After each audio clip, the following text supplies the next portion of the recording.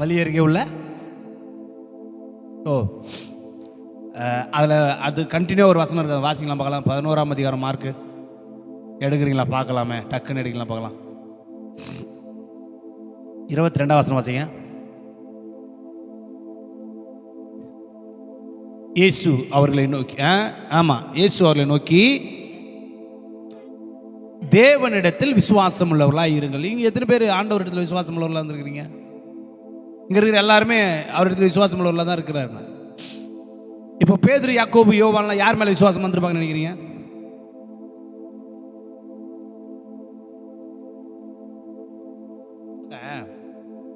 அப்பயே அந்த வார்த்தையை சொல்லணும்.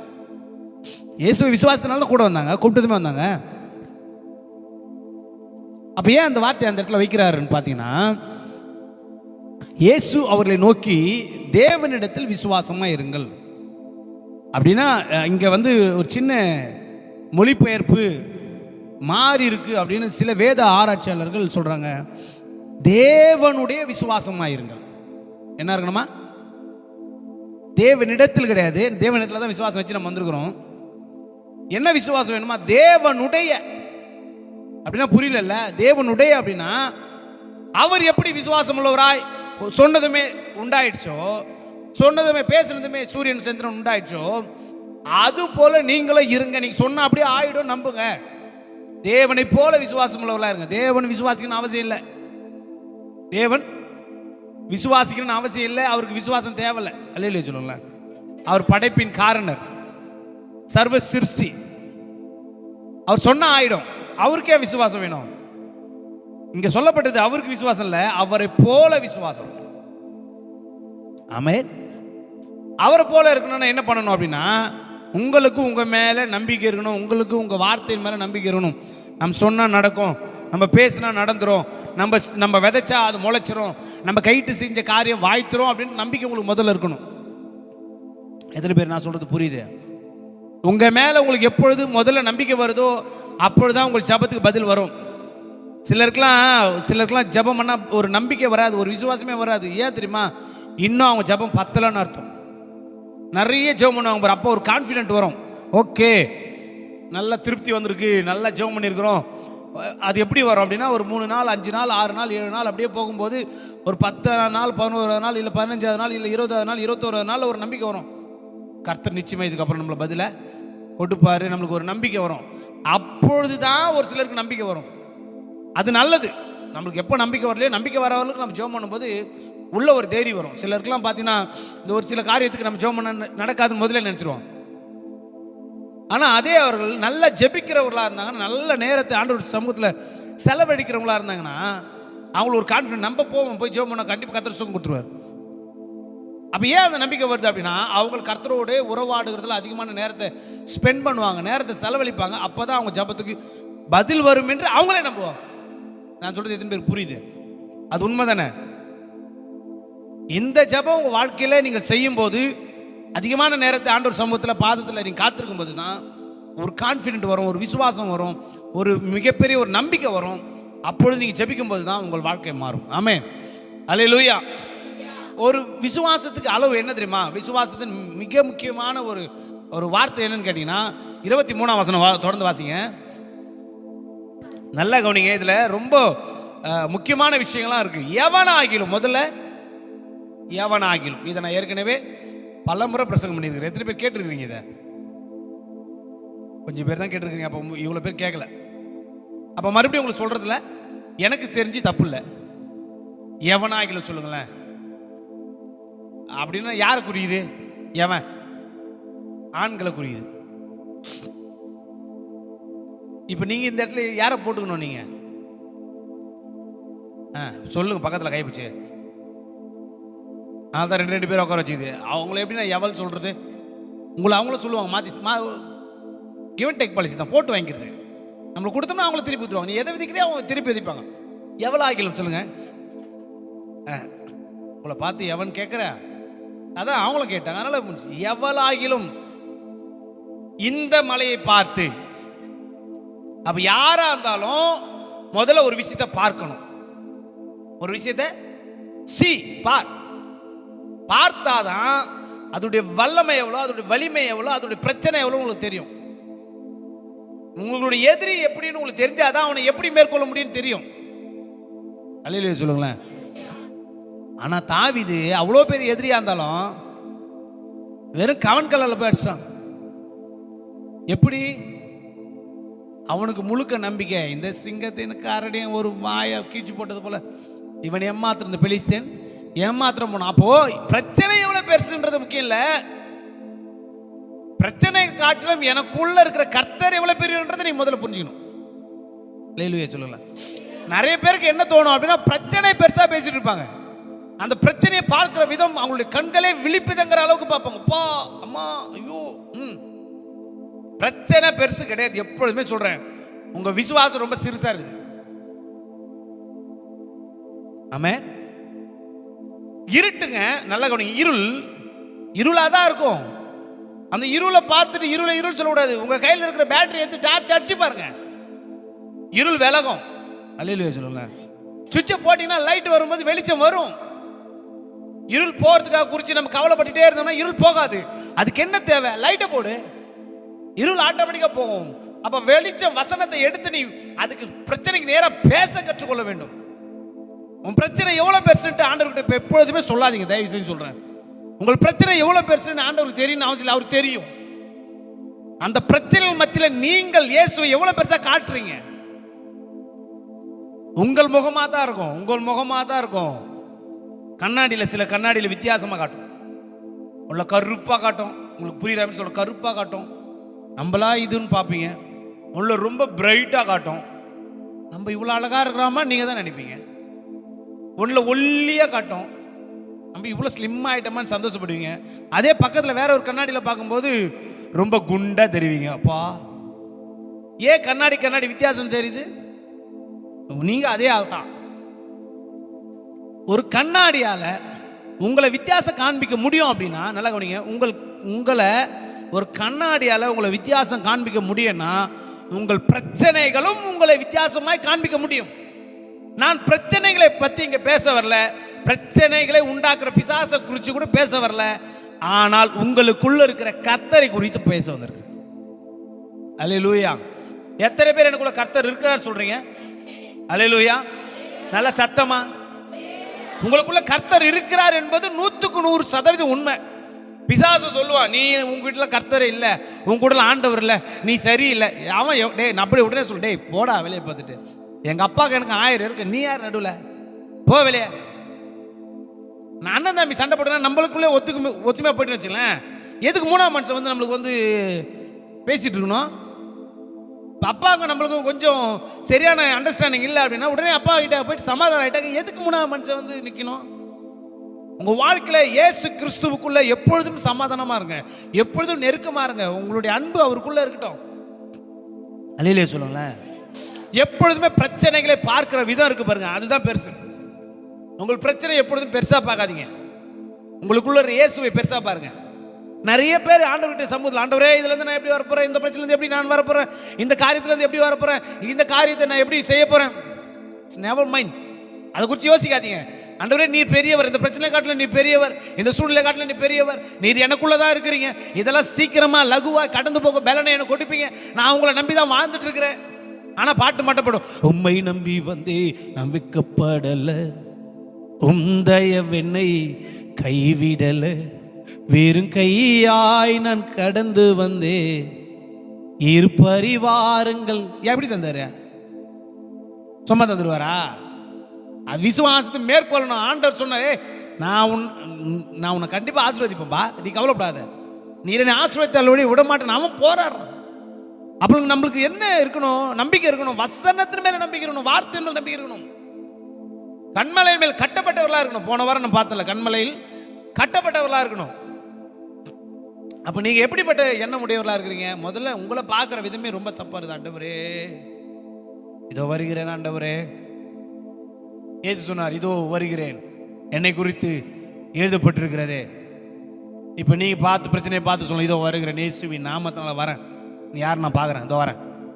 சில நேரங்களில் எங்களை கூப்பிடுவாங்க சில ஊழியக்காரங்க, இந்த பிரச்சனை வந்து போக மாட்டேது, பிசாசு போக மாட்டேது, கொஞ்சம் வாங்க பாஸ்டர், கொஞ்சம் வாங்க ஐயா, வாங்க, இதோ வரேன், நான் தான் பார்த்துட்றேன். அது ஒரு கை பார்த்துருவோம். அவன் எப்படி போக முடியாது சொல்ல முடியும்? சகல அதிகாரம் நமக்கு தானே கொடுக்கப்பட்டிருக்கு, சகல வல்லமை நமக்கு தானே கொடுக்கப்பட்டிருக்கு. இதோ வரேன் நான் தான் பார்த்துறேன் வந்துடுறேன். எப்படி அந்த நம்பிக்கை தைரியம் வருது? நம்ம மேல ஆண்டவருடைய வல்லமை இருக்கு, நமக்குள்ள இருக்கு, நம்ம அபிஷேகம் பண்ணப்பட்டவங்க. நம்ம சொல்லும் போதே பிசாசு நட்டுக்கணும். அல்லையிலே சொல்லுங்களேன். பாஸ்டரை கூப்பிடுவோம், நான் வரேன்னு சொல்லிட்டு போனோம். ஆமென். எத்தனை பேர் போவீங்க? அப்பதான் உங்களுக்கு பவர் இருக்குது, வல்லமை இருக்குது, அபிஷேகம் இருக்குதுன்னு தெரியும். இல்லை அப்படின்னா உங்களை குறித்து உங்களுக்கே நம்பிக்கை இல்லைன்னு அர்த்தம். ஆமென். முதல்ல பார்க்க கற்றுக்கொள்ளுங்க அந்த பிரச்சனையுடைய வீரியம் எவ்வளோ. சின்ன பாம்புக்கு பெரிய கட்டையத்து வந்தா எப்படி இருக்கும்? சின்ன பாம்புக்கு பெரிய கட்டையத்து வந்தா எப்படி இருக்கும்? அதை அடிச்சா கூட என்ன பண்ணும்? அது மேல விழாது. சின்ன பாம்பை எப்படிதான் அடிக்கணும்? சின்ன குச்சியை அடிக்கணும். எத்தனை பேர் நான் சொல்றது புரியுது? அல்லையிலே சொல்லுங்களேன். நீங்க ரொம்ப சைலண்டா இருக்கு, தூக்கம் வருதோ? வரக்கூடாது. சின்ன பாம்பை சின்ன குச்சி எடுத்தாச்சுன்னா கரெக்டா விழும். நல்ல சின்ன பாம்புக்கு பெரிய, அவன் சின்ன சின்ன சோட்டா பையனா இருப்பான் பிசாசு. அவனை போயிட்டு ரொம்ப பெருசா பேசிக்கிட்டு அவனை வந்து ரொம்ப தூக்கி பேசிட்டு உயர்த்தி, அவன் ஒரு டம்மி பீஸ். வாயில் அடிக்கடி வர வேண்டிய விஷயம். ஐயோ நம்மள இப்படி சொல்லிட்டா நம்மள என்ன பண்ணுவானோ அப்படின்னு சில பேருக்கு பயம். அவனால உங்களை ஒண்ணுமே பண்ண முடியாது. ஏன்னா உங்களுக்குள்ள இருக்கிற ஆவியானவர் பெரியவர், உங்களுக்குள்ள இயேசு பெரியவர், உங்களுக்குள்ள இருக்கிற வல்லமையும் வார்த்தையும் பெரிது, உங்க மேல சிந்தப்பட்ட ரத்தம் பெருசு. அதை மட்டும் எப்பொழுதுமே ஃபோக்கஸ் பண்ணுங்க. ஆமென். எவனாகிலும் இந்த மலையை பார்த்து, அப்போ இந்த மலைன்றது கிட்டதான் இருக்குது, பக்கத்துல தான் இருக்குது. அதை தான் ஆண்டவர் என்ன பண்றாரு? சீசர்ல காண்பிக்கிறாரு. எப்பா நீ அத்திமரம் பட்டு போனதுக்கு அவ்வளோ பேசுறேப்பா, இந்த மலையை பாரு. இந்த மலையை பார்த்து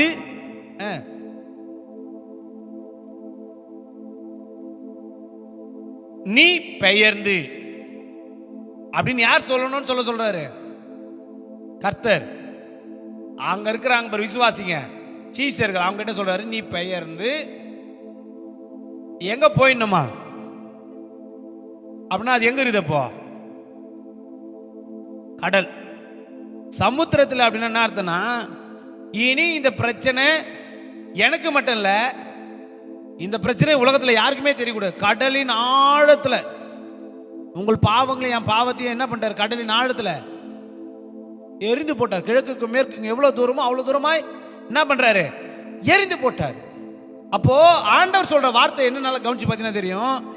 அதாவது ஆழத்துக்குள்ள தூக்கி போடுறாரு. கடல்ல சமுத்திரத்துல என்ன அர்த்தம்னா, நம்ம சமுத்திரம் அப்படின்னா கடல் பார்த்துக்கிறோம். இமயமலையை காட்டிலும் பெரிய மலைகள் கடல்ல இருக்கு. அவ்வளோ ஆழத்தை இன்னும் உள்ள போய் அளந்து பார்க்க முடியல. போன வெடிச்சிட்டு தான் அதிகமான என்ன சொல்றது அழுத்தம் இருக்கிறதுனால வெடிச்சு போதான். போய் உள்ள சரி ஆராய்ச்சி பண்ண முடியல. என்னென்னவோ ட்ரை பண்றாங்க, என்னென்னவோ முயற்சி பண்றாங்க, இதுவரை பார்க்க முடியல. அதை காட்டிலும் பெரிய மலைகள் உள்ள இருக்கான். நம்ம உலகத்திலே பெரிய மலை இமயமலை, எவரெஸ்ட்னு சொல்லி உட்காந்துக்கிறோம்.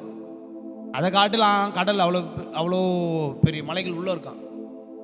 அப்ப ஏன் இதை நான் சொல்றேன் அப்படின்னு கேட்டீங்கன்னா, அந்த ஆழத்துக்குள்ள உங்களுடைய பிரச்சனையை கொண்டு போய் போடுங்க. இந்த மலை எவனாகிலும் இந்த மலையை பார்த்து பெயர்ந்து, நீ பெயர்ந்து சமுத்திரத்தில் தள்ளுண்டு போ அப்படின்னு நீங்க சொன்னாதான் என்ன பண்ற கூடாது? தெருவுக்கு தள்ளிப்போ அப்படின்னு சொல்ற கூடாது. அது அங்கே நின்று போகும்போதெல்லாம் பிரச்சனையை பார்த்துட்டு இருக்கிற மாதிரி இருக்கும். உன் பிரச்சனை எங்க தான் போட்டுணும்? எவனுமே பார்க்க கூடாது, தேடினா கூட கண்டுபிடிக்க கூடாது. கடலின் ஆழத்துல சமுத்திரத்தில் கொண்டு போய் உங்க பிரச்சனைகளை நீங்கள் போட கற்றுக்கொள்ள வேண்டும். உங்க பிரச்சனை எப்படி இருக்குன்னா, தள்ளி போற பிரச்சனையா இருக்குது, நகர்த்தி வைக்கிற பிரச்சனையா இருக்குது. கொஞ்சம் அந்த அட்ஜஸ்ட் பண்ண கொஞ்சம் தள்ளி போயிடலாம், கொஞ்சம் டேபிள் ஓரம் வையா, கொஞ்சம் அப்படி உள்ள போயிடலாம், கிராஸ் பண்ணி. அதை பார்க்க கூட கண்ணில் உங்கள் பிரச்சனைகளை நீங்கள் கண்களை பார்க்க கூடாதுன்றதுக்கு தான் கர்த்தர் எழுதி வச்சுக்கிறார். அல்லையிலே சொல்லுங்களேன். அப்போ நீங்க தான் என்ன பண்ணணும்? பிரச்சனையை பார்த்து நீ பெயர்ந்து கடலின் ஆழத்தில் தள்ளுண்டு போய் என்று நீங்க தான் சொல்லி, தான் சொன்னபடியே ஆகும் என்று. அதான் பிரச்சனையே. சொல்லுவோம், போயிச்சா இல்லையா என்ன பண்ணுவோம்? அதாவது இப்போ விதையை எடுத்துன்னு வந்து போடுறோம், விதையை எடுத்துன்னு வந்து போடுறோம், போட்டுட்டு முளைச்சிச்சா முளைக்கலையான்னு ஒரு 3 நாள் பொறுத்து பார்த்தீங்கன்னா அந்த முளை கிளம்பி வரதை நீங்கள் பார்க்கலாம். போட்டுட்டு ஒரு 1 hour பொறுத்து போயிட்டு அந்த மண்ணில் இப்படி வரல விட்டு வந்துச்சா பாரு. ஒரு வாட்டி நீங்கள் ஒரு 1 hour பொறுத்து வந்து பார்த்தீங்கன்னா என்ன ஆகும்? செத்துரும். வராதுல்ல, செத்துரும். வராது சுத்தமா. வரணும்னு அதுக்கு ஆசை இருந்தாலும் வர முடியாது. ஏன்? அப்பப்போ என்ன பண்ணிடுது? அப்பப்போ இப்போ காலைல ஒரு ஜெபம் பண்ண சொல்ல, ஆண்டவரே இந்த பிரச்சனை ஏசி நான் தள்ளிட்டு போ சொல்லிவிட்டு மதியம் ஜெபம் பண்ண சொல்லி ஏசி நான் அதே பிரச்சனை தள்ளிவிட்டு போ. எத்தனை பேர் நான் சொன்னது புரிஞ்சிச்சு? புரிஞ்சுங்க மாத்திரம் அழியில சொல்லும் போலாம். சீக்கிரட்டா பேசினுக்கிறேன். ஒரு பிரச்சனையை பார்த்து தள்ளிட்டு போ அப்படின்னு சொல்லிட்டு மதியம் ஜெபம் பண்ண சொல்ல, பண்ணாக்க சந்தோஷம் தான், பண்ணும்போது கூட அதே ஜெபம் தான். தள்ளிட்டு போ. அப்போ காலைல தள்ளினது போல, அப்போ மறுபடியும் இந்த வாட்டி இப்போ மறுபடியும் தள்ளுறது. அப்புறம் நைட்டு தூங்குறதுக்கு முன்னாடி மறுபடியும் அதே ஜெபத்தை ஏசி நாமத்தினால சொல்றது, தள்ளிட்டு போ. அப்போ 3 வேளையும் கொஞ்சம் கூட விசுவாசம் இல்லை. இதே 30 நாள் இதே ஜெபம். போன வாரத்தில் ஒரு பிரசங்கத்தில் முதல் ஒரு வசனத்தை பார்த்தோம், ஞாபகம் இருக்கா? நீங்கள் ஜெபத்தில் எவைகளை கேட்டுக்கொள்வீர்களோ அவைகளை பெற்றுக்கொள்வீர்கள் என்று அப்படி விசுவாசிக்கல. நீங்க உண்மையே சொல்றேங்க, இன்னைக்கு கிறிஸ்தவம் ஏன் பெருசா எக்ஸ்ட்ராபிளிஸ் ஆகல, வளரல அப்படின்னா அதே ஜெபம். ஒரு ஜெபத்தை நீங்க பண்ணிட்டீங்கன்னா அதுக்கு பதில் கிடைச்சதுன்னு நான் பண்ணணும், விசுவாசிக்கணுமா? ஆனா நம்ம என்னதான் சொல்லிட்டு இருக்கிறோம் அப்படின்னா ஒவ்வொரு நாளும் அதே ஜெபம். நான் கேட்கிறேன் உங்களை பார்த்து, ஹலோ எத்தனை பேர் இங்க இருக்கிறீங்க? நான் உங்களை பார்த்து ஒரு கேள்வி கேட்கிறேன், தப்பே கிடையாத ஒரு ஜெபத்தை சொல்றேன். இன்னைக்கு பண்ண ஜெபத்தை இதுக்கப்புறம் ஒரு வாரம் வரலாம், ஏன் ஒரு வாரம் ஒரு நாள் வரலாம், அதே ஜெபத்தை நீங்க பண்ணாம இருந்தீங்கன்னா நீங்க விசுவாசின்னு அர்த்தம். உங்களுக்கு ஒன்றா சேலஞ்ச் பண்ணி காட்டுறேன். உங்களுக்கு ஒன்றா நான் பெட்டே வைக்கிறேன். இன்னைக்கு பண்ண ஜெபத்தை நீங்க நாளைக்கு பண்ணல அப்படின்னா, நாளைக்கு வேற வார்த்தையில வச்சு ஜெபம் பண்ணீங்கன்னா இவர், அதாவது என்ன சொல்ற, இவர் வெரி கிரேட், ரொம்ப சந்தோஷம், நீங்க பெரிய ஆள். உங்களால் முடியுமா? அப்படி எத்தனை பேரால் முடியும்னு சொல்றீங்க? ஆமீனை காண பத்தியா? ஆமீன் சொல்றது முக்கியம் இல்லை. மறுபடியும் நான் சொல்றேன், நீங்க புரிஞ்சுக்கல, மறுபடியும் சொல்றேன். எப்பொழுதும் ஆரம்பிக்கிற மாதிரியே ஆரம்பிச்சு எப்பொழுதும் முடிக்கிற மாதிரியே முடிக்கிற ஜபத்தை உங்க வாழ்க்கையில பண்ணக்கூடாது. புதுசா பண்ணணும், புது வார்த்தைகளா இருக்கணும். ஒரு நாள் கூட இன்னைக்கு பண்ண ஜபம் போலவே நாளைக்கு பண்ணக்கூடாது. எத்தனை பேர் நான் ஒத்துக்கிறீங்க? மறுபடியும் பாரு, ஆமீனா பண்ண முடியாது உங்களால. அதே ஆரவாரம் தான், அதே ஊர், அதே உடைமைகள், அதே வீடு, அதே கணவர், அதே மனைவி, அதே பிள்ளைகள், அதே பிரச்சனை, அதே ஜெபம் மறுநாள் போனாலும் அதே ஸ்டார்டிங் தான். அப்படி இதுவரை நீங்க ஜெபம் பண்ணலன்னு யாரும் சொல்ல முடியுமா? வாய்ப்பே கிடையாது. ஏன் தெரியுமா? உங்க மேல உங்க ஜெபத்துக்கு நம்பிக்கையே இல்லை. அதே ஜெபத்தை மறுபடியும் ஆண்டவர்கிட்ட சொல்லி போட்டுருவோம். அவர் கொஞ்சம் காது கேட்காது, அதனால லைட்டா கொஞ்சம் போட்டு விட்டுருவோம். அதே ஜெபத்தை கொஞ்சம் சொல்லி விட்டுருவோம். அவர் கொஞ்சம் கஷ்டம் தான், அவருக்கு கேட்காது. அவர் காதுகளை திறந்தவர், அவர் கொஞ்சம் சொல்லி விட்டுருவோம். நேத்து பண்ண ஜெபத்தை இன்னைக்கு ஆத்மா கத்திரி சோத்ரி ஷார்ட்டா ஜெபம்னு சொன்னாங்களாம் ஒருத்தரை. ரொம்ப வேலைன்னு ஜெபம் பண்ணாத, ஷார்ட்டா ஜெபம் பண்ணு. சரிங்க பாஸ்டர், நேத்து பண்ண ஜெபத்துக்கு இன்னைக்கு ஆத்மா கத்திரி சோத்ரி ரொம்ப ஷார்ட்டா பண்ணிச்சு. இன்னைக்கு அப்படி போயிட்டு இருக்கு உலகம். அதுக்குன்னு நான் சொல்ற கூடாது, நேத்து பண்ணது ஜெபத்தை நான் கேட்கறேன். நீங்க யோசித்து பாருங்களேன், இன்னைக்கு யோசித்து பாருங்களேன். நேத்து பண்ண ஜெபத்துக்கு உங்களுக்கு பதில் கிடைக்க நம்புறீங்களா? எத்தனை பேர் ஆமீன் சொல்றீங்க? அப்ப அதே ஜெபத்தை இன்னைக்கு வந்து பண்ணிட்டு இருக்கீங்க. அதே ஜெபத்தை இன்னைக்கு ஈவினிங் நைட்டு போய் பண்ண போறீங்க. நம்மளால நம்ம ஜெபத்தை வந்து ரெக்கார்டிங் போட்டு விட்டது மாரி தான். அதே பிரச்சனை, அதே போராட்டம், அதே கடமை, அதே சொல்லி சொல்லி சொல்லி சொல்லி சொல்லி சொல்லி ஆண்டவர் என்ன பண்றோம்? ஞாபகப்படுத்திட்டு இருக்கிறோமா? நம்ம இன்னைக்கு தோல்வியான ஜெபங்கள், வெற்றி இல்லாத ஜெபங்கள், வாழ்க்கையில என்ற ஒரு முயற்சி இல்லாத ஜெபங்கள் எல்லாம் என்ன ஆச்சுன்னா, நம்ம பண்ண ஜெபத்துக்கு நம்மளுக்கு நம்பிக்கை இல்லை, அதனால தான் மறுபடியும் பண்றோம். ஆமென். நம்ம பண்ண ஜெபத்துக்கு நம்ம நம்பிக்கை இருந்தா அந்த ஜெபத்தை மறுபடியும் பண்ண மாட்டோம். கர்த்தர் கேட்டார், கர்த்தர் பதில் கொடுத்தார் என்ற விசுவாசம் நமக்குள்ள இருந்தா மறுபடியும் அதை பண்ண மாட்டோம். ஆனா இன்னைக்கு கிறிஸ்தவ சமுதாயம் எதை பண்ணிட்டு இருக்குன்னா, அதே ஜெபம், அதே ஜெபம், அதே ஜெபம், பல வருஷங்களாய் அதே ஜெபம். கர்த்தர் நம்ம காது கேளாதது போலவே நம்ம பண்ணிட்டு இருக்கிறோம். ப்ளீஸ் தயவு செஞ்சு உங்களை விசுவாசிக்க கற்றுக்கொள்ளுங்க. உங்க ஜெபத்துக்கு பதில் நிச்சயம் கற்றுக்கொள்ளுங்க. ஆமென். அல்லேலூயா. சரி வாசிங்க. எவனாகிலும் இந்த மலையை பார்த்து நீ பெயர்ந்து சமுத்திரத்திலே தள்ளுண்டு போய் என்று அவன் சொல்லணும். சொல்லி நான் சொன்னபடியே நடக்கும் என்று எங்க வருமா சந்தேகம்? வெளியே வராது, இருதயத்தில் முதல்ல வரும். நடக்குமா? நம்ம சொன்னோம் எவ்வளவு பெரிய மலையை பார்த்து போகுமா? இது எதுக்கு சொல்றாருன்னா, மலையை பார்த்து உங்களை எல்லா மலையும் தள்ளி விடுறதுக்காக உங்களை சொல்ல. அவ்வளோ பெரிய மலையே நீங்க சொன்னா போகும் அப்படின்னா, உங்க பிரச்சனை சின்ன அளவு தான் இருக்குது, அதை சொன்னாலே போகுன்ற உங்களுக்கு நம்பிக்கை வரணும். ஒரு ஆமீனை காணுமே. உங்க பிரச்சனை ரொம்ப பெருசுலாம் கிடையாது, சின்னதான். ஆண்டவருக்கு பார்வையில் ரொம்ப சின்னது. வானம் எனக்கு சிங்காசனம், பூமி எனக்கு பாதபடி. அவ்வளவு உயரமானவர், அவ்வளவு மேன்மையானவர், அவ்வளவு மகத்துவம் உள்ளவர், அவ்வளவு வல்லமையானவர். அவரை வச்சுக்கிட்டு நம்ம பிரச்சனையை கர்த்தர்கிட்ட என்ன தெரியுமா பேசுவோம்? ஆண்டவரே, இந்த பிரச்சனையில இருந்து நான் எப்படி விடுவிக்க போறேன்? அப்போ என்ன சொல்றோம்? இயேசு கிறிஸ்துவை சின்னவரா மாத்தி தன்னுடைய பிரச்சனைகளை பெருசா கொண்டு போய் அவர்கிட்ட பேசிட்டு இருக்கிறோம். இயேசுவே, நீர் இந்த பிரச்சனைகளை லகுவாய் கடக்க பண்ணி நீர். ஜனங்கள் எல்லாம் பயப்படுறாங்க. ஐயோ, இந்த சிவந்த சமுத்திரத்தை எப்படி நம்ம கடந்து போக போறோம்? இவ்வளோ பெரிய கோலை நீட்டு பண்ணாரு, விலகிச்சு. எவ்வளவு பெரிய சமுத்திரம், சிவந்த சமுத்திரம். இந்த சமுத்திரத்தை கோலை நீட்டுப்பா பலத்திரம் நீ. அதாவது நல்லா பார்த்தீங்கன்னா, கர்த்தர் இதுவரையிலும் வேதத்தில் அவரா எல்லாமே செஞ்சிருந்தார்னா அப்புறம் நமக்கு ஒரு மதிப்பு இருக்காது, நமக்கு ஒரு அதிகாரம் இருக்காது. அவர் நமக்கு என்ன பண்றாருன்னா, எல்லா அதிகாரத்தை உனக்கு கொடுத்துருப்பா, நீ செய்ப்பா. மோசே கிட்ட சொன்னாரு, நான் பிளக்கட்டாப்பா. இல்ல இல்ல, நீ பிளப்பா, நீட்டு. கலந்து போச்சு. நான் நீட்டுமா உனக்காக சொல்லிட்டு கர்த்தர் மேக ஸ்தம்பமா வந்தாரு, அக்கினி ஸ்தம்பமா வந்தாரு, முன்னாடி போறாரு, பின்னாடி வராரு. ஏன் கர்த்தர் நினைச்சது அவரே நீட்டிடலாமே, பிளந்துடலாமே? ஏன் கர்த்தர் அந்த சமுத்திரத்தை அவர் பிளக்கிறாரு? யோசித்து பார்த்துருங்களேன். நீனா ஏன் மோசே வச்சு பிளக்க சொன்னாரு? கசப்பான தண்ணீரை மதுரமா மாத்தினது அவரே மாத்திரல. ஏன் ஜனங்களை வச்சு மாத்தினாரு? நன்றாய் தெரிந்து கொள்ளுங்க. உங்க பிரச்சனைகளை இயேசு கிறிஸ்து வந்து மாத்துவார்னு நினைச்சீங்கன்னா நல்லது, சந்தோஷம். அதை மாத்துற அளவுக்கு, அந்த பிரச்சனையை மாத்துற அளவுக்கு அவர் அவ்வளவு சாதாரணமான கிடையாது. அந்த பிரச்சனை நீங்களே மாத்திலாம் நான் கர்த்தர் சொல்றாரு. இல்லையா? அதுதான் மாற்ற முடியல பாஸ்டர். அதை மாற்ற முடியாம தான் நாங்கள் பாடாப்பட்டு இருக்கிறோம். அந்த பிரச்சனை எப்படி வருதுன்னு தெரியாம தான் நாங்கள் ஒரே போட்டு மண்டையை போட்டு குழப்பிட்டு இருக்கிறோம். கர்த்தர் உங்களுக்கு சகல அதிகாரமும் கொடுத்திருக்கிறாரு. அல்லேலூயா. எத்தனை பேர் நம்புறீங்க?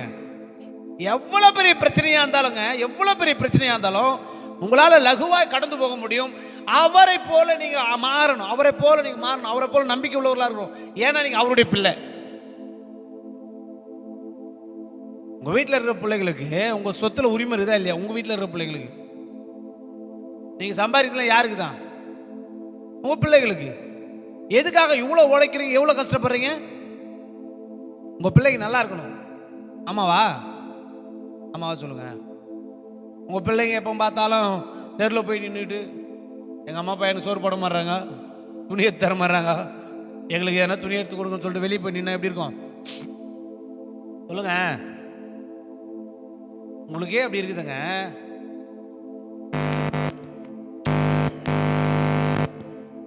உங்களை உண்டாக்கின ஆண்டவருக்கு இருக்காதா? உங்கள் பிரச்சனைகளை போய் மற்றவங்க கிட்ட சொல்லாதீங்க. தயவு செஞ்சு உங்கள் பிரச்சனைகளை மற்றவங்க கிட்ட சொல்லாதீங்க.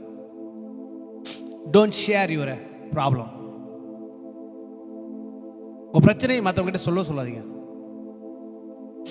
உங்கள் பிரச்சனைகளை பார்த்து சொல்லுங்க, என் கர்த்தர் ரொம்ப பெரியவர். இந்த கடனை பார்த்து சொல்லுங்க, ஏய் இறையாது அமைதலாரு, என் கர்த்தர் ரொம்ப பெரியவர், உன்னை அதட்டுகிறேன் இயேசுவின் நாமத்தில் அமைதலாரு. ஏன் சொல்ல முடியல? ஏன் அதோட நம்ம பேச முடியல? நமக்கு நம்ம வார்த்தை மேல சில நேரங்கள் நம்பிக்கை இருக்காது. அல்லேலூயா. நான் சொல்றது கரெக்டு தானே? என்னைக்குமே உங்க பிரச்சனை இல்லை சின்னதாக நினைங்க. உங்களுக்குள்ள இருக்கிற கர்த்தரை எப்பவுமே பெருசா நினைங்க. எப்போ தெரியுமா அந்த நம்பிக்கை வரும் உங்களுக்குள்ள? அதிகமான நேரம் தேவனுடைய சமூகத்தில் காத்திருந்தா தான் வரும், சும்மா வந்துடாது. எப்படி இந்த பிரச்சனையை பார்த்து நம்ம பேசுறது? நம்ம சொன்னா நடக்குமா? பிசாசு சொல்லுவான், நீ சொன்னா நடக்கவே நடக்காதுன்னு. நீ ஜெபம் பண்ண சரியாயிடுமான்னு கேட்பான். நீ ஜெபம் பண்ண உன் வீட்டு ரட்சிக்கப்பட்டுருமான்னு கேட்பான். நீயே எப்படி இருக்கிறிய, உன் குடும்பம் மாறிடுமான்னு கேட்பான். போடா வேலையை பார்த்துக்கிட்டு, எனக்குள்ள இருக்க கர்த்தர் பெரியவர். என்றைக்குமே உங்க வார்த்தை அப்படி இருக்கட்டுங்க. விசுவாசம் உள்ள வார்த்தைகள் பிணியாளிகளை ரட்சிக்குங்க. ஐயா, நீ விசுவாசமா பேசுற அந்த வார்த்தைக்கு வல்லம் இருக்குங்க. அந்த மகிமையான வார்த்தை, அந்த தேவனுடைய வார்த்தை, அந்த வல்லமையான வார்த்தை உங்க நாவல எப்பொழுதுமே ஃபுல் அண்ட் ஃபுல்லா நிரம்பி இருந்ததுன்னா, உங்க இருதயத்துல ஃபுல்லா நிரம்பி இருந்ததுன்னா விசுவாசம் வரும். ஆமென். அப்ப நமக்குள்ள என்ன இருக்கணும்? இருதயத்துல விசுவாசம். எங்க வருமா? பயமோ சந்தேகமோ எங்க வரும்? நல்லா வாசிங்க அந்த வசனத்தை. எங்க சந்தேகப்பட கூடாதான்? அப்ப இருதயத்தை நாங்க எப்படி வச்சுக்கணும்?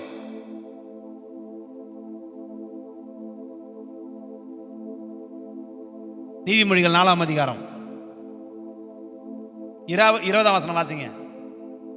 உண்மையா சொல்றேன், ஓப்பனா சொல்றேன், நான் எடுத்து வந்த பிரசங்கத்தை நீங்க நான் பேசல. உங்களுக்கு தெரியுமா? பாருங்க, நான் எடுத்து வந்த பிரசங்கத்தை நான் பேசல, ஆவியானவர் பேசிட்டு இருக்கிறார். நான் இதை பேசக்கூடாது தான் நினைச்சேன், இந்த வசனத்தை பேசக்கூடாது, நம்ம வேற ஒரு சத்தியத்தை பேசணும் இன்னைக்கு, அப்படிதான் நினைச்சிட்டு வந்தேன். ஆவியானவர் பேசிட்டு இருக்கிறார். என் மகனே, உங்களை பார்த்தா சொல்றாரு, என் மகளே என் வார்த்தையை கவனி. 4ஆம் அதிகாரம் நீதிமொழிகள், Proverbs chapter 4 verse 20. Proverbs chapter 4 verse 20. Proverbs. Okay வாசிங்க. என் மகளே என் மகனே என் வார்த்தையை கவனி. அப்படின்னா என்ன அர்த்தம்? கவனி அப்படின்னா அட்டென்ஷன் கொடு.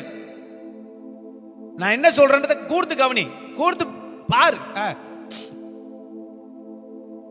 தயவு செஞ்சு நான் சொல்லும் போது அங்க எங்களை யோசிச்சு உட்காந்துருக்காத, செவியை சாய்.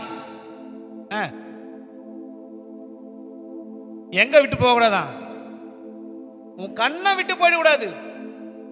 அது மேலே உன் கண்கள் பதிக்கப்பட்டிருக்கணும். உன்மேல் என் கண்ணை வைத்து உனக்கு ஆலோசனை சொல்லுவேன்.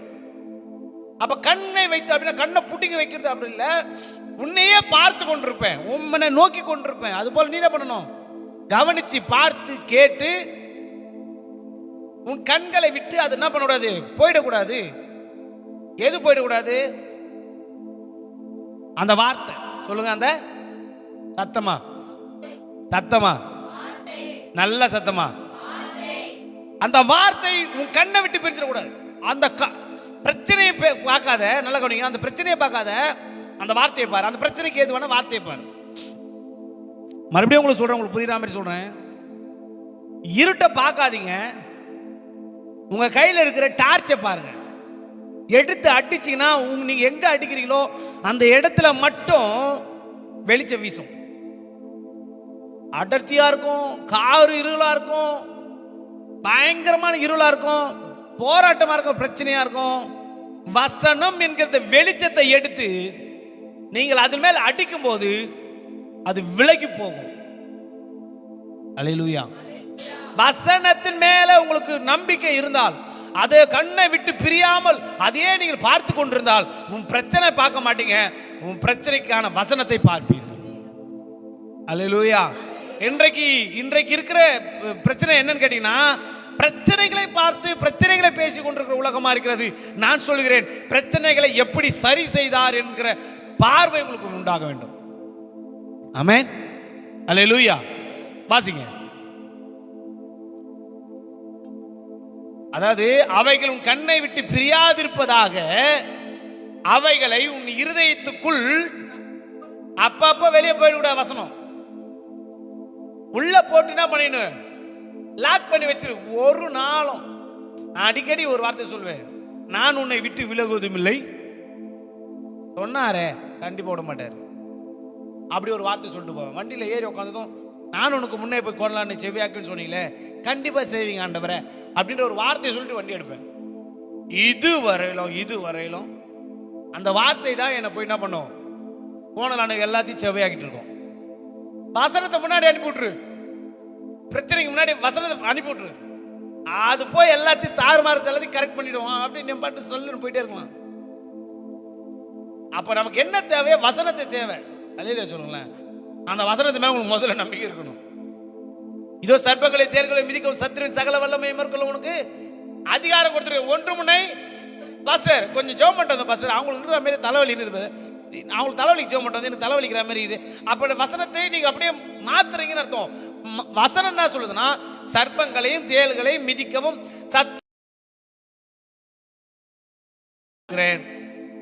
ஒன்றும் உங்களை இல்ல பாஸ்டர் கொஞ்சம் லைட்டா தலைவலிக்கிற அப்ப சேதப்படுத்துதுன்றீங்களா? வசனம் சொல்லுது சேதப்படுத்தாதுன்னு. அப்ப நீங்க பாக்குறத நம்புறீங்க, வசனத்தை நம்பலன்னு அர்த்தம். சேதப்படுத்தாதுன்னா படுத்தாதான். அல்லேலூயா. வாசிக்க தொடர்ந்து. அதாவது அவைகளை உங்க இருதயத்துக்குள்ள காத்துக்கொள். தயவு செஞ்சு சொல்றேன், வசனத்தை இருதயத்துல வச்சு காத்துக்கொள்ளுங்க. அதை வச்சுக்கிட்டீங்கன்னா உங்களால ஜெயிச்சிடலாம். வசனம் இல்லாதவங்க ஜபம் வெற்றியை பெறாது. வசனம் இல்லாத ஜபம் வாழ்க்கையை மாற்றாது. வசனம் இல்லாத ஜபம் பெருசா எதையும் சாதிக்காது. அப்படின்னு என்ன பண்ணணும்? நிறைய வசனம் தெரியும். எந்த ஒரு ஜபம் பண்ணாலும் அந்த பிரச்சனைக்கு ஏற்ற வசனம் தெரியல அப்படின்னா அந்த ஜபத்துக்கு சீக்கிரத்துல பதில் வராது. அப்போ அந்த பிரச்சனைக்கான வசனம் உங்களுக்கு தெரியணும். அந்த பிரச்சனைக்கான வேர் உங்களுக்கு தெரிஞ்சாதான் அந்த வேர் அழிக்க வார்த்தை உங்களுக்கு கிடைக்கும். ஆமென். இந்த வார்த்தையின் வல்லமை உங்களுக்கு தெரிஞ்சா மட்டும்தான் உங்களால் ஜெயிக்க முடியும். அடுத்து சொல்லுது, அவைகளை கண்டுபிடிக்கிறவர்களுக்கு என்னவாங்க? வசனத்தை கண்டுபிடிச்சா உங்களுக்கு ஜீவன் வந்துருங்க. ஹலோ, கடல் பிரச்சனை ஜீவன் போயிடும் பொழுது, கடல் பிரச்சனைக்கு ஏற்ற வசனத்தை தெரிஞ்சிட்டீங்கன்னா ஜீவன் போயிடும். உன் ஜீவன் உங்ககிட்ட தான் இருக்கும். அப்போ ஜீவனே போகுதுன்ற அளவுக்கு ஒரு பிரச்சனை இருக்குதா, கடன் இருக்கா? அப்போ உங்கள் நிமித்தம் அவர் தரித்திரர் ஆனாரே. அப்ப நீங்களும் தரித்திரர் ஆனா நானும் ஏன் தரித்திரமா இருக்கணும்? அப்ப நான் இன்னைக்கு பிடிச்சு கொள்றேன், நான் இனி தரித்திரவான் அல்ல.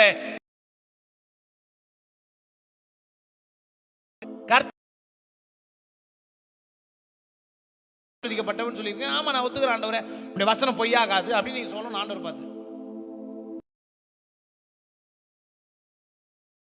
முடியுமா? நீங்க தான் என் ஐஸ்வர்யவனா பாக்குறீங்க. சூப்பர் ஆண்டவர், ரொம்ப நன்றி. ஏன் உங்களால அப்படி சொல்ல முடியல? ஏன் அப்படி பேச முடியல? அப்ப நம்ம என்ன ஜெபம் பண்றோம்னா, ஆண்டவர்கிட்ட ஒரு நாளைக்கு உட்காந்து ஒரு 10 நிமிஷம் இல்ல 15 நிமிஷம் ஆண்டவர்கிட்ட உட்காந்து நேர்த்தியான வார்த்தைகளை பேசுங்க. ஆண்டவரே, நீங்க இப்படி சொன்னீங்களே, சூப்பர் ஆண்டவரே, வெரி குட் ஆண்டவரே, நன்றி ஆண்டவரே, இப்படி இல்லாம என்ன பாக்குறீங்க, என்ன நீதிமான் பாக்குறீன்னு சொல்ற வசனம் சொல்லுது, என்ன நீ பாக்குறதுக்காக நன்றி ஆண்டவரே. என் ஐஸ்வர்யான்னு வேற சொல்லிட்டீங்க, சூப்பர் ஆண்டவரே. இப்ப இருக்கிற பிரச்சனை வேணாம், ஐஸ்வர்யா நீ சொன்னீங்களா, நான் நம்புறேன், 100 நம்புறேன், சூப்பர் ஆண்டவரே.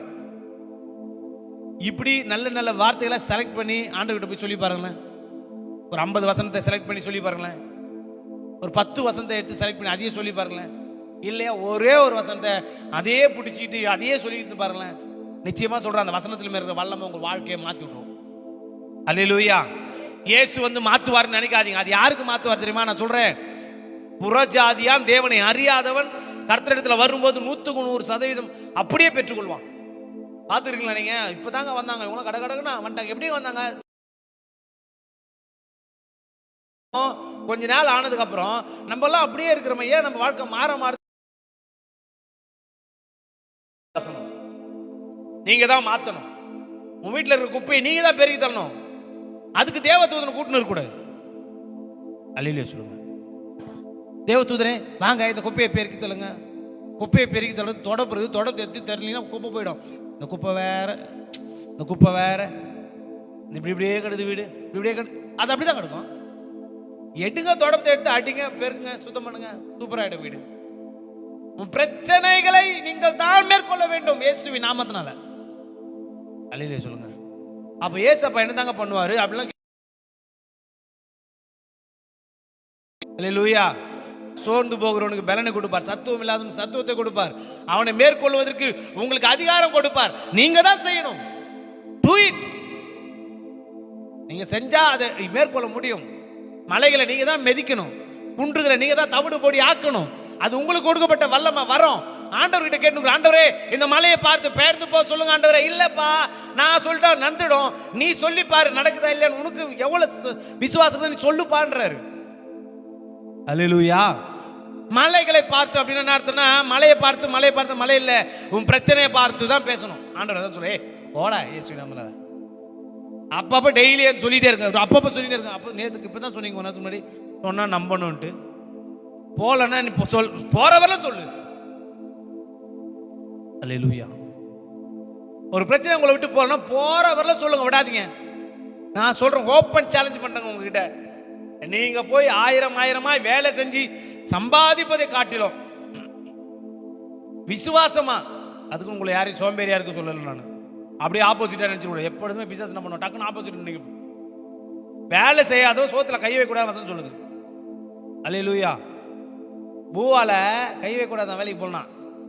அதே நேரத்தில் நீங்க வேலை செஞ்சாதான் நான் நல்லா இருப்பேன்னு நினைச்சா தப்பாயிடும். நான் வேலை செஞ்சா என்னை ஆசீர்வதிப்பார், நான் கைட்டு வேலை செஞ்சா கர்த்தரை வாய்க்க பண்ணுவார் சொன்னாதான் ஆசீர்வாதம். நிறைய பேர் ராங் தியாலஜி அதுலயே போயிடுவாங்க. நான் சொல்றேன், வேலை போறது தப்பு கிடையாது, வேலை செஞ்சா கண்டிப்பா கர்த்தர் உங்களை ஆசீர்வதிப்பாரு. ஆனா இந்த வேலையை கொடுத்தவர் கர்த்தர் தான், இந்த வேலையை செய்யும் போது கர்த்தர் என் கூட இருந்து தான் என்னை ஆசீர்வதிக்கிறார் சொல்லணும். அல்லேலூயா. வாசிங்க அந்த வசனத்தை. அவளை கண்டுபிடிக்கிறவர்களுக்கு உயிர் வந்துருமா? வார்த்தையை கண்டுபிடிச்சல ஜீவன். எப்படி ஜீவன் வரும்? 54 அல்ல சொல்லிருக்க, என் வாயிலிருந்து புறப்படுகிற எதுல தான் பிழைப்பான் மனுஷன்? 54 மாத்திரம் அல்ல, தேவனுடைய வாயிலிருந்து புறப்படுகிற ஒவ்வொரு வார்த்தையிலும், வார்த்தையில தான் பிழைப்பு உங்களுக்கு. அல்லேலூயா சொல்லுங்க. நிறைய பேர் வேலையில பிழைப்பு நினைக்கிறீங்க, தட் இஸ் ராங். வார்த்தையில தான் பிழைப்பு. வார்த்தை தான் உங்களை வாழ வச்சுட்டு இருக்கு. நீ வேலைக்கு போயிட்டு வரலாம், 31 நாள் நீ வேலைக்கு போயிட்டு வரலாம். போகும்போதும் உன்னை காக்கிறார், வரும்போதும் காக்கிறார், வேலை செய்யும் போதும் காக்கிறார். உன் பக்கத்தில் 1000 பேர், வலதுபுறத்தில் 10000 பேர் வந்தாலும் உன்னை அணுகாமல் பாதுகாக்கிறார். முன்னே போய் கோணலான செவையாக்குறாரு, பின்னாடி இருந்து உன்னை தள்ளி விடுறாரு, தூக்கி எடுக்கிறார், நிறுத்துறாரு. எவனை உனக்கு விரோதமா விரல் நீட்டாதபடி கர்த்தர் அவனுக்கு முன்னாடி உன் தலையை உயர்த்துகிறார். அதுதான் தேவனாக இருக்கிறார். அல்லேலூயா சொல்லுங்களேன். உன்னை குற்றப்படுத்துற எந்த நாவினை குற்றப்படுத்துவாயின்னு சொல்லியிருக்கு. கூடவே இருந்து எல்லாம் பண்ணிட்டு இருக்கிறார். அவர் தான் எல்லாமே. அல்லேலூயா. அந்த அவரை தான் நீங்க கெட்டியா அதிகமா நீங்க பிடிச்சிட்டீங்கன்னா உங்க வாழ்க்கையில மேல வந்துருவீங்க. ஆமென். அவளை கண்டுபிடிக்கிறவர்களுக்கு அவர்கள் ஜீவனும், அவங்க உடலுக்கு எல்லாம் என்னவா இருச்சான்? எது வந்து ஆரோக்கியம்? மாத்திரை வந்தா ஆரோக்கியம், டேப்லெட் போட்ட ஆரோக்கியம், காப் சிறப்பு குச்சா ஆரோக்கியம், ஒன்னும் வராது ஆரோக்கியம். வசனத்துல தான் வரும் ஆரோக்கியம். உன் அப்பத்தின் தண்ணீரை ஆசீர்வதித்து வியாதி உன்னிலிருந்து விலக்குவேன்னு சொல்லியிருக்காரு. அதான் ஆரோக்கியம். எதை எடுக்கணும்? வியாதியா இருந்தாக்கா எந்த வசனத்தை எடுக்கணும்? உன் அப்பத்தின் தண்ணீரை ஆசீர்வதித்து உன் வியாதி உன்னை விலக்குவேன். அப்பமும் தண்ணீர் என்னது? அப்பம் வசனம். அல்லேலூயா சொல்லுங்க. அப்பம் வசனம். தண்ணீர் எது? ஆவியானவர். உங்களுக்கு இயேசுவும் பரிசுத்த ஆவியானவர் உங்களுக்குள்ள இருந்தாதான் உங்களுக்கு ஜீவன். அல்லேலூயா சொல்லுங்க. உன் அப்பத்தின் தண்ணீரை ஆசீர்வதித்து உன் வியாதி உன்னை விலக்குவேன். அது ஆட்டோமேட்டிக்கா போயிடும். எது வரணுமோ அது வந்துச்சுன்னா இது போயிடும். அல்லேலூயா சொல்லுங்க. அல்லேலூயா. நான் கேட்கிறேன், உங்களுக்கு புரியுற மாதிரி ஒன்று கேட்கிறேன். யார் ரொம்ப அழகு, ஆண்களா பெண்களா? உலகத்திலே பெண்கள் தான் அழகு, அவங்கள தான் போட்டி வைப்பாங்க. பார்த்துருக்கீங்களா? ஆமாவா? நான் சொல்றது கரெக்டான சொல்றேன். யார் தெரியுமா அதிகமாக மேக்கப் பண்ணுவாங்க? ஏன் சொல்லுங்க? அவங்களுக்குள்ள அவங்களுக்கே நம்பிக்கை, நம்ம கொஞ்சம் குறையா இருக்கிறோம், கொஞ்சம் என்ன போட்டுக்குவோம், பட்டி போட்டுக்குவோம், கொஞ்சம் என்ன பண்ணுவோம், மேக்கப்பை இழுத்துக்குவோம். அப்ப என்ன அர்த்தம்னா, உங்களுக்கு உங்க மேல நம்பிக்கை இல்லை, நீங்கள் கொஞ்சம் கலர்ல கம்மி, கொஞ்சம் என்ன பண்றது முகசாயில கம்மி, அதை பண்ணி இதை பண்ணி கரெக்ட் பண்ணாதான் நீங்க அழகு நினைக்கிறீங்க. அதுதான் ராங்கு. நான் சொல்றேன், உங்களை காட்டில ஆண்கள் அழகு. லேலுயா. ஒன்னும் போட மாட்டாங்க. நீங்க பாத்துறீங்களா? அந்த மூஞ்சிக்கு பவுடர் போறது கூட யோசிப்பாங்க. ஏன்? ஐயோ பெரிய பிரச்சனை உண்டாக்கிட்டோமோ, நல்லா கவனிச்சு பாருங்களேன். நீங்க யார் அதிகமா போடுவாங்க, அதிகமான நேரத்தை கண்ணாடி முன்னாடி செலவு பண்ணுவாங்க? ஏன்? கர்த்தர் ரொம்ப அழகா படிச்சிருக்கிறாரு. ஆனா அந்த அழகும் பத்தாதுன்னு சொல்லிவிட்டு இன்னும் நாளை வாரி அமுக்குறது, நல்லா போட்டு போட்டு போட்டு போட்டு அப்படியே வலிச்சுன்னு வச்சுக்கா, அப்படியே 1 இன்ச்சுக்கு வெளியே வரும் பொழுது. அப்போ உங்களுக்கு நம்பிக்கை இல்லைங்க. உங்களுக்கு நிச்சயமா சொல்லுவேன், உங்களுக்கு நம்பிக்கை இருந்தா அதெல்லாம் தேவைப்படாது. ஒத்துக்க முடியுமா? இந்த சின்ன காரியத்தை ஒத்துக்க முடியல, அதான் உண்மை. அல்லேலூயா. இந்த சின்ன காரியத்தை ஒத்துக்க முடியல பாருங்க, அதான் உண்மை. உண்மை என்னைக்குமே மறைக்கவும் முடியாது யாராலையும். பொய்யை தான் மறைக்கணும், பொய்யை தான். அல்லேலூயா. ஐயோ, பிரச்சனை கேட்க மாட்டீங்களோ? உண்மையை சொல்றது நம்ம ஏன் பயப்படணும்? அதான் உண்மை. சரி, வாசிங்க, நீங்க வாசிங்க. அவைகளை கண்டுபிடிக்கிறவர்களுக்கு அவைகள் ஜீவனும். ஐயா, உடம்புள்ள ஆரோக்கியம், உடம்புள்ள ஆரோக்கியம். எந்த இடத்துல பிரச்சனை கிடையாது. எதை கண்டுபிடிச்சிங்கன்னா, வசந்த கண்டுபிடிச்சிங்கன்னா உடம்பு ஃபுல்லா ஆரோக்கியம் தான். பாஸ்டர் கொஞ்சம் இங்கே இடுப்பு வலிக்குது பாஸ்டர், கொஞ்சம் நடுப்பு வலிக்குது பாஸ்டர், கொஞ்சம் கால் வலிக்குது பாஸ்டர், கொஞ்சம் கை வலிக்குது பாஸ்டர், ஒரே தலை வலிக்குது பாஸ்டர். உடம்புக்கு எல்லாம் ஆரோக்கியம், ஒரு இடம் கூட விடாம எல்லா இடத்துலயும் ஆரோக்கியம். எதை கண்டுபிடிச்சா? வசந்த கண்டுபிடிச்சினா. வசனத்தை கண்டுபிடிச்சு மருத வெளியே படி வச்சுனான்ல, நீ இருக்கிறத நான் நம்பல, ஓடிப்போ, வேலை வேணும் எனக்குள்ள இருக்க, ஓடிப்போ சொல்லி பாருங்களேன், ஆட்டோமேட்டிக்காக ஓடுறோம். ஆமே, பேச பேச நம்பிக்கை வரணும். பேச பேச ஒரு பேச்சினே தான் இருப்பாருன்றாங்க, நான் என்ன பண்ண முடியும்? அல்லேலூயா. இன்னும் அடுத்த வசனம் வாசிங்க வேகமா. இது இவ்வளோ நேரம் எதுக்கு தான் சுற்றி சுற்றி வந்தோம்னு நினைக்கிறீங்க? அந்த இருதயத்தை பார்த்தனால இந்த இருதயத்துக்கு வந்துடணும். இருதயத்தில் சந்தேகப்படாமல் விசுவாசித்தார், அந்த இருதயத்தை வந்துக்கிறோம். அப்போ இவ்வளோத்தையும் எத்து எங்க தான் வைக்கணும்? இருதயத்தில் வச்சாதான் சந்தேகம் வராது. எல்லா காவலோடும் எங்க வச்சுக்கிறாரு இருதயத்தை? எத்தனை பேர் இருதயம் இருக்குது நம்புறீங்க? அல்லேலூயா. பாஸ்டர், நான் ஒரு நாள் கூட இருதயத்தை பார்த்ததே கிடையாது பாஸ்டர், ஆனா நான் நம்புறேன் பாஸ்டர் இருக்குது. ஏன் வெளியே வைக்காம உள்ள வச்சிருக்காரு இருதயத்தை? நீ நம்பணுன்றதுக்கா? அது எங்க தான் இருக்குது? மறைந்து உள்ள பத்திரமா இருக்குது. சூப்பரா சொல்லிதான் பாரு தம்பி, பத்திரமா இருக்குது, சேஃபா இருக்குது. ஆனா அத சொல்றாரு, எல்லா காவலோடும் மேல எலும்பு, மேல எலும்பு, அதுக்கு மேல தோல், சதை, அதுக்கப்புறம் தோல், இது எல்லாத்தையும் வச்சு மூடிட்டு கத்த சொல்றாரு, எல்லா காவலோடும். எந்த காவலை வச்சு காக்கணும்? வார்த்தை உள்ள வைக்கணும். வார்த்தை என்ன காவல் வைக்கக்கூடாது, வார்த்தை உள்ள வைக்கணும். உள்ள வச்சுட்டு அந்த இருதயத்தை காத்துக்கொள்ளணும். அப்ப எதை தூக்கி போடணும்னா, மார்க்க அவசரத்தை எடுத்து மாட்டிக்கணும். அல்லேலூயா சொல்லுவாங்க. மார்க்க அவசரத்தை எடுத்து எபேசியர் 6ஆம் அதிகாரத்தில் சொல்லப்பட்டிருக்கு பாரு, நீதி என்னும் மார்க்க அவசரத்தை, நீதி இருக்கணும். முழுக்க முழுக்க நீதி நம்ம கிட்ட மாத்தி மாத்தி பேசுவாங்க, அவன் நீதியா இருக்காது. நீதி இருக்கணும். நீதி என்னும் மார்க்க அவசரத்தை நம்ம முடித்து கொண்டாதான், ஈட்டி எடுத்து குத்துனாலும், எவ்வளவு பெரிய பிரச்சனை வந்தாலும், எவ்வளவு பெரிய கஷ்டம் வந்தாலும் நீங்கள் அசைக்கப்படாமல் உறுதியா இருக்க முடியும். அல்லேலூயா. அப்ப நீதி என்னும் மார்க்கவசத்தை உங்கள் இருதயத்தில் நீங்க மேல போட்டுக்கிட்டீங்கன்னா, you are a protections. கர்த்தருடைய வார்த்தையின்படி நீங்கள் அதுக்கு செவி சாய்த்து அந்த நீதியின் மார்க்கவசத்தை எடுத்து நீங்க போட்டுட்டீங்கன்னா, உள்ள ஆல்ரெடி நிறைய வசனம் வச்சு நீங்க பாருங்க, அது எல்லாம் சேஃபா இருக்கும். எப்ப இருக்காது? சர்ச்சில் வந்து அப்படியே நல்லாதான் இருப்போம், நல்லாதான் இருப்போம், பார்த்துட்டே இருக்கும். அப்ப அந்த தூங்குறவங்க, நான் இங்கிருந்து நிறைய பேர் பார்த்து நினைக்கிறேன், இங்க இருந்து நான் எல்லாரையும் பார்த்து இருப்பேன், யாரெல்லாம் தூங்குறாங்க எனக்கு நல்லா தெரியும். அது எப்படின்னு தெரியலங்க, அது சர்ச்சுக்கு வந்தா மட்டும் தூங்க. அப்ப நீ புரிஞ்சுக்கொள்ளுங்களேன், உங்களை பிசாசு போட்டு தலை பார்க்கறான்னு அர்த்தம். ரொம்ப ஜாக்கிரதையா இருக்கணும். இத பாருங்க, இங்க பாரு, டே நீயா நாங்க பாக்குறேன் தம்பி, இங்க பாரு, நான் தான் பார்த்துருக்கேன் எல்லாரும் யார் யார் தூங்குறாங்கட்டு, எனக்கு தான் தெரியாம மிஸ் ஆயிடுமா? நான் இத பாருங்க, இத பாருங்க, அவங்க அவங்க பண்ணுவாங்க பாருங்க, சில கிரியை பண்ணுவாங்க பாரு. ரொம்ப முயற்சி பண்ணுவாங்க. ஏந்து போய் மூஞ்சி கழுவி வந்து உட்காந்துட வேண்டியதானே. அதெல்லாம் செய்ய மாட்டாங்க. எங்க ஏந்து போனா அப்படியே ஊர்ந்து ஊர்ந்து கவனிக்கிறாங்களா. 10 வசனம் தாண்டி போயிருப்போம். ஆமென். அப்பதான் அவங்களுக்கு ஒரு ஆமென், ஒரு பிரைஸ் லார்ட் வரும். ஏன் தெரியுமா? உன் வசனத்தை உன் இருதயத்துல விதைக்க விடாதபடி பிசாசானவன் நீ தூங்கும்போது தூக்கிடுவான். ஆதாமுக்குள்ள எலும்பையே ஏசு எப்படி நம்ம தூக்குனாரு? தூங்க வச்சுதான் தூக்குனாரு. அல்லேலூயா சொல்லுங்களேன். ஆயிரந்த நித்திரையை வர வச்சு அவனுக்குள்ள இருக்க விழா எலும்பு சுருட்ட முடியும் அப்படின்னா, எலும்பையே சுருட்ட முடியும் அப்படின்னா, உங்களுக்கு கூட ஹாஸ்பிட்டல் எல்லாம் சிலருக்குலாம் உங்களுக்குலாம் ஏசி நம்பர் கேன்சல் பண்றேன். சோத்திரம், ஏசி நம்பர் கேன்சல் பண்ணிட்டாத, நீங்க கவலைப்படல. இப்போ டெலிவரி ஆப்ரேஷன் அது இதுன்னு போறாங்கல்ல, அவங்களுக்கு எது தெரியுமா கொடுக்குறாங்க? அனஸ்தீசியா கொடுப்பாங்க. அனஸ்தீசியா கொடுத்தாங்கன்னா மூச்சிட்டே இருந்தாலும் மயக்க நிலையில இருக்கும்.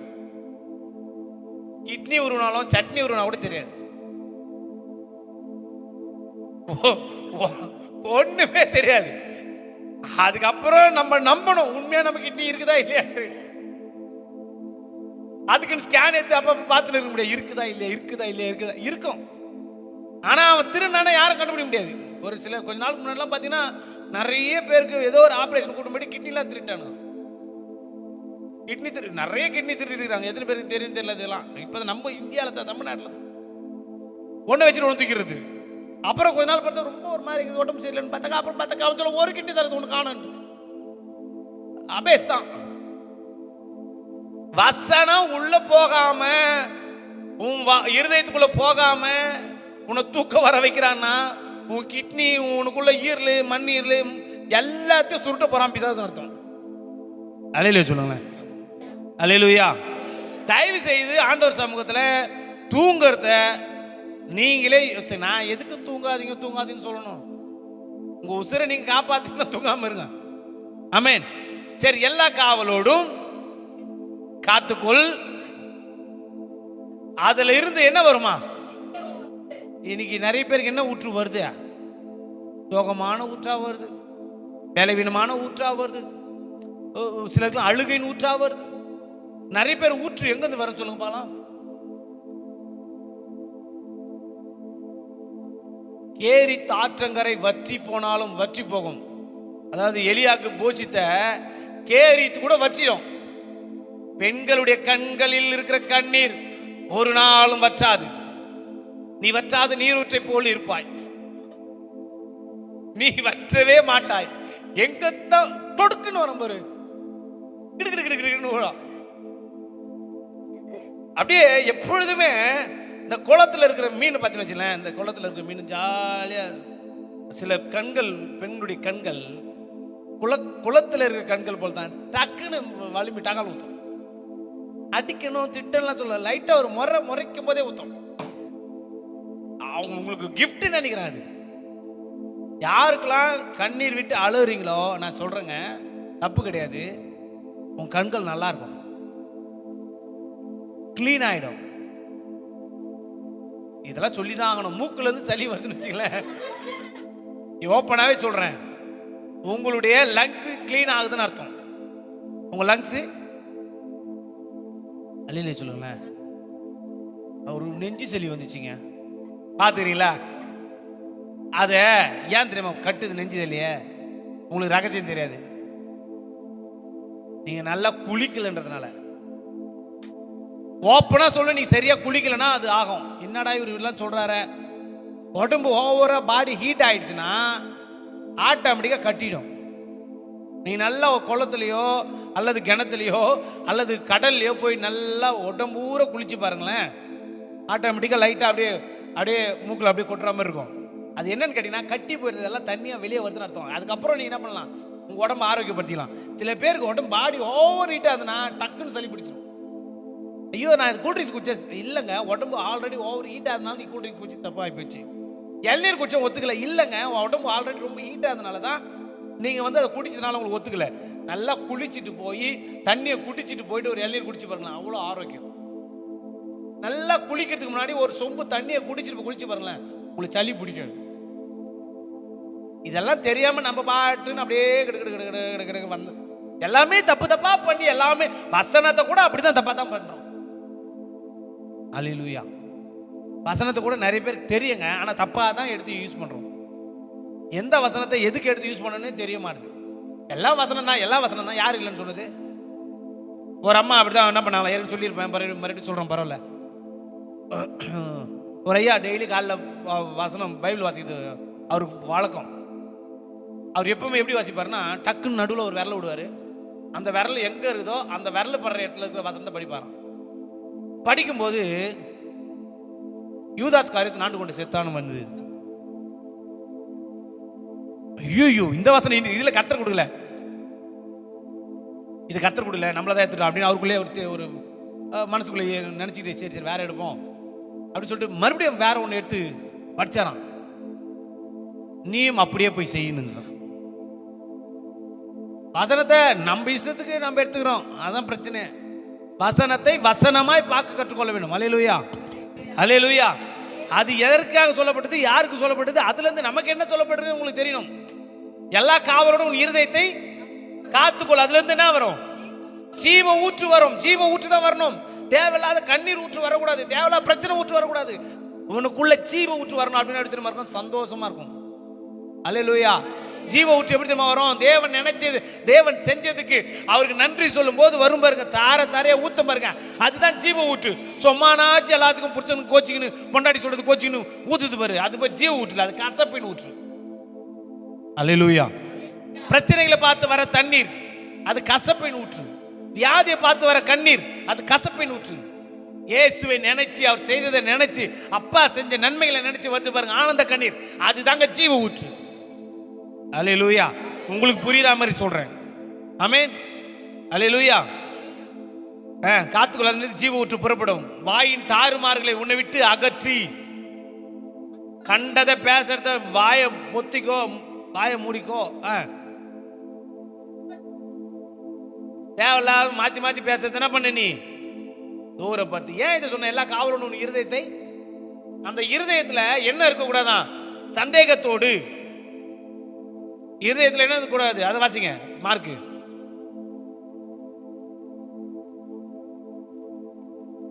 தன்னுடைய இருதயத்துல சந்தேகப்படாமல் விசுவாசித்தால், நான் தான்பா சொல்றேன், ரியலி ஐ எம் சேயிங், நான் உனக்கு சொல்றேன், நான் சொன்னபடி ஆகும். இயேசு சொல்றாருங்க, சந்தேகப்படாமல் சொன்னால், இருதயத்தில் எவ்வளவு வேணும்? சந்தேகப்படாமல் விசுவாசித்தால், சொன்னால். சரி, இந்த வசனத்தை 23ஆம் வசனத்துல ஒரு வாட்டி நீங்க அப்படியே செக் பண்ணிங்க பார்க்கலாம். நான் சொல்றேன், சொல்லி சொன்னபடி அப்படின்னு எத்தனை பார்த்து டக்குன்னு சொல்ல போலாம். டக்குன்னு எவனாக்கிலும் இந்த மலையை பார்த்து நீ பெயர்ந்து சமுத்திரத்தை தள்ளுண்டு போயின்று சொல்லி தான் சொன்னபடியே நடக்கும் என்று தன் இருதயத்தில் சந்தேகப்படாமல் அவன் சொன்னால், எத்தனை இருக்கு? 4 இருக்கு. அப்ப சொல்ற விதத்தை குறித்து நீங்க ரொம்ப ஜாக்கிரதையா இருக்கணும். சொல்ல வேண்டியது உங்களுடைய கடமை. நீங்க சொன்னாதான் பிரச்சனை போகும். அல்லேலூயா. சொன்னா சொன்னபடியே ஆகும். அடுத்த வசனம் வாசிங்க, அப்பதான் தெரியும். போன வாரம் பார்த்தோமே, சொன்னால் சொன்னபடி ஆகும் என்று தன் இருதயத்தில் எவ்வளவும் சந்தேகப்படாமல் சொன்னால், விசுவாசித்தால் அவன் சொன்னபடி ஆகும். அப்ப நீ சொன்னபடி ஆகணும் அப்படின்னா விசுவாசித்து சொல்லணும். மலையை பார்த்து சொல்லணும், உன் பிரச்சனையை பார்த்து சொல்லணும். சொன்னதுக்கு அப்புறம் அதை குறித்து சந்தேகப்படக்கூடாது. போயிடுமா போகாதாலும் சந்தேகப்படக்கூடாது. கண்டிப்பா போகுன்ற நம்பிக்கை உங்களுக்கு வரணும்.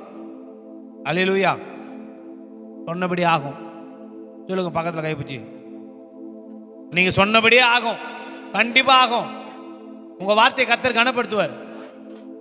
உங்க வார்த்தை கர்த்தர் கனப்படுத்துவார். நிச்சயமா நீங்க சொன்ன ஆகும். பிரச்சனையை பார்த்து சொல்லுங்க. இயேசுவின் நாமத்தினால பெயர்ந்து போன்னு சொல்லுங்க. இனி வராதுன்னு சொல்லுங்க. இருக்க கூடாதுன்னு சொல்லுங்க. விலகுன்னு சொல்லுங்க. இயேசுவின் நாமத்தினால சொல்லுங்க. அந்த நாமத்துக்கு பயப்படும். கண்டிப்பா பயப்படும். உனக்கு பயப்படுதே இல்லையோ, அந்த நாமத்துக்கு பயப்படும். தைரியமா சொல்லு. அந்த நாமத்தை கொண்டு சொல்லு. இயேசுவின் நாமத்தினால மலையை பார்த்து, மலையை போன்ற பிரச்சனையை பார்த்து நீ சொல்லு, உன் வார்த்தையின்படி ஆகும். ஆமென். இவ்வளவு பத்தியும் சொல்லிவிட்டு அடுத்த வசனம் சொல்லுது, நீங்கள் ஜெபம் பண்ணும்போது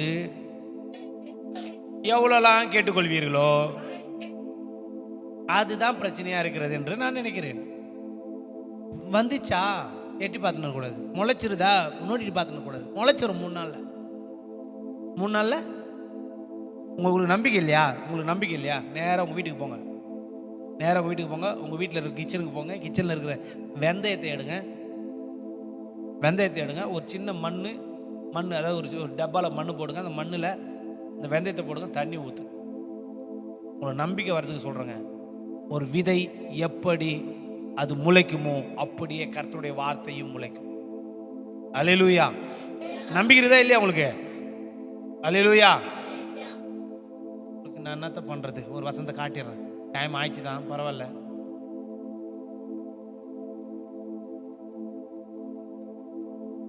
எடுத்து வாசிங்க. 55ஆம் அதிகாரம், ஏசாயா 55ஆம் அதிகாரம் 8ஆம் வசனத்தை நான் வாசிக்கிறேன்.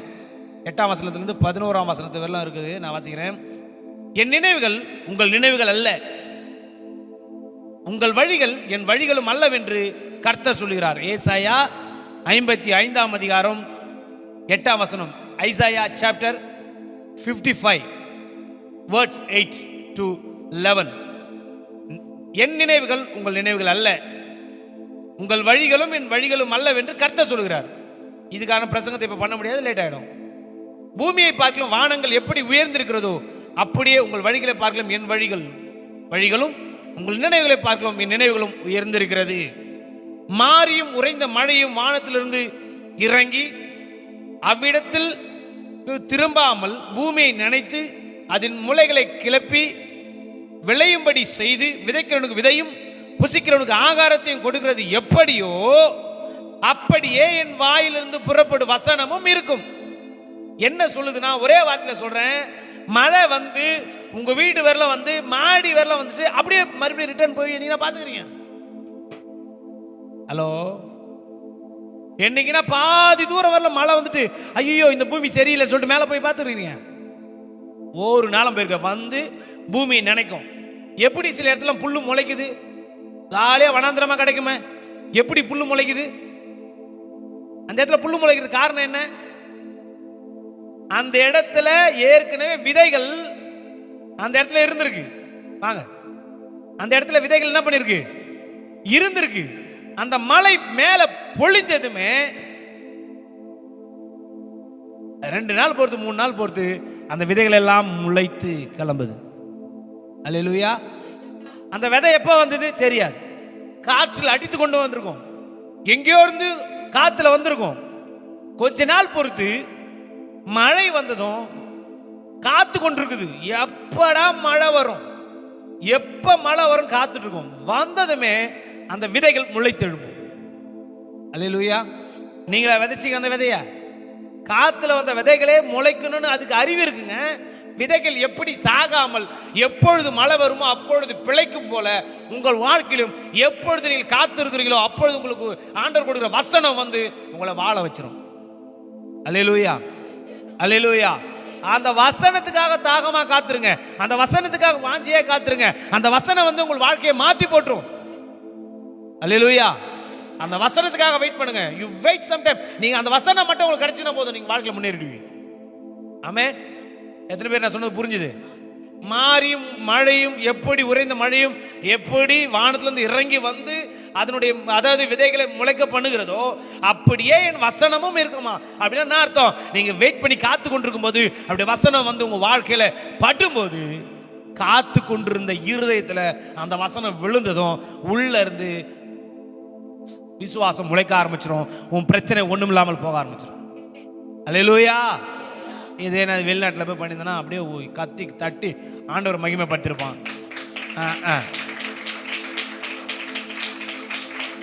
என்ன பண்றது? என்ன ஆண்டவர் இந்த ஊர்ல போட்டு கையை தட்டாத ஊர்ல போட்டு அல்லேலூயா ஆமென் சொல்லாத ஊர்ல போட்டு என்ன ஊழியம் பண்ண வச்சுக்கிறாரு. உங்க வாழ்க்கைக்குள்ள உன் வாழ்க்கையை மாத்திர ஒரு வசனம் கிடைச்சா போதுங்க, உங்க வாழ்க்கையை மாறிடுங்க. வசனம் அப்படிப்பட்ட வல்லமை உள்ளதுங்க. நான் சொல்றேன், நீங்க வல்லமுள்ளவர் நான் சொல்ல வரல. உங்களை காட்டிலும், என்னை காட்டிலும், இந்த உலகத்தை காட்டிலும் அப்படி வசனம் வல்லம் உள்ளது. உங்களுக்குள்ள உதிக்கும் போது, உங்களுக்குள்ள அந்த வசனம் முளைக்கும் போது பெரிய காரியங்களை செய்ய முடியும். ஆமென், அல்லேலூயா.